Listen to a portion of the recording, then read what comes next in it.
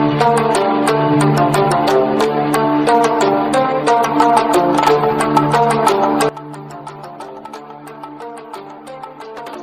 की कहानी उन लोगों को जरूर सुननी चाहिए जो कि रिसोर्सेज की कमी की वजह से अपनी किस्मत को कोसते रहते हैं और अपनी जिंदगी में कुछ नया करने की ट्राई तक नहीं करते। ध्यान से सुनिएगा। तो हुआ कुछ यूं कि एक लड़का काम की तलाश में गांव से बड़े से शहर में पहुंच जाता है। अब उसके पास पैसों की कमी होती है, इसके लिए उसे जल्द से जल्द नौकरी ढूंढनी थी। अब वो आसपास पता करता है तो उसे मालूम पड़ता है कि एक बड़ी सी कंपनी है, वहां पे ऑफिस बॉय की जरूरत है। अब जैसे ही वो वहां पर पहुंचता है, वहां का एचआर उसका टेस्ट लेने के लिए थोड़ी बहुत ऑफिस की क्लीनिंग करवा के देखता है।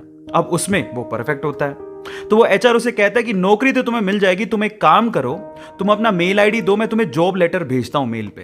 तो वो लड़का प्यार से बोलता है कि सर मेरे पास मेल आईडी नहीं है।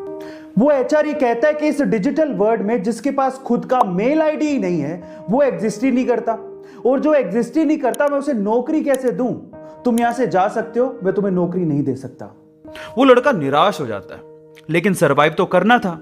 गांव से आखिरकार घर छोड़ के आया है, उसके जेब में ना 100 रुपए थे।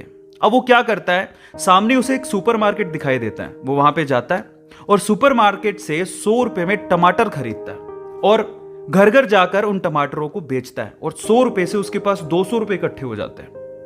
अब वो बैठ के सोचता है कि यहां पर शहर में जो लोग हैं ना, वो इतने व्यस्त हैं कि वो सुपरमार्केट जाके शायद टमाटर भी नहीं खरीद सकते या रोजमर्रा की चीजें नहीं खरीद सकते।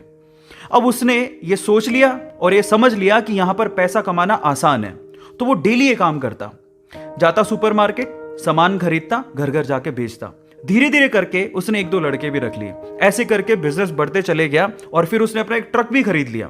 फिर वो आसपास के गांव से सब्जियां लेके आता और वहां पर बेचता।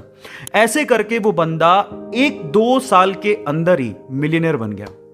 अब एक बार क्या हुआ कि कोई पॉलिसी बेचने वाला जो फैमिली पॉलिसी बेचता था, वो उसके घर आया और सारा पॉलिसी का फॉर्म भरवा के उससे कहता है कि सर आप अपना मेल आईडी दीजिए, मैं आपकी पॉलिसी को कंफर्म कराता हूं कंपनी से। तो वो बंदा फिर से कहता है कि मेरे पास मेल आईडी तो नहीं है।